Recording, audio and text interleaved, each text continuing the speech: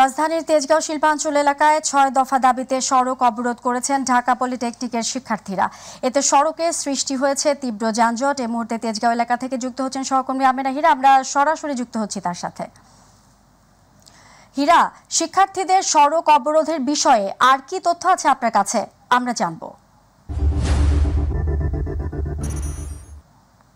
দেখতে পাচ্ছেন এখানে কিন্তু প্রচন্ড বিক্ষোভ চলছে এবং যারা শিক্ষার্থী রয়েছে তারা বিক্ষোভ করছে, পলিটেকনিক্যালের শিক্ষার্থীরা, কারণ তাদের দাবি দাবা রয়েছে এই বৈষম্য এখনো দূর হয়নি, এটি কিন্তু তারা মনে করছে।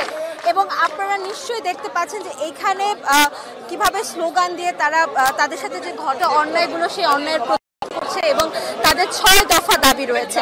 এবং ৬ দফা দাবির মধ্যে তাদের প্রথমত দাবি রয়েছে তাদের যে ডিপ্লোমা কোর্স রয়েছে সেটি ৪ বছর করতে হবে এবং 4 বছরের ডিগ্রি ধারণ করার পর তাদেরকে 10ম গ্রেডে চাকরি দিতে হবে এবং সেই গ্রেডে অন্য কেউ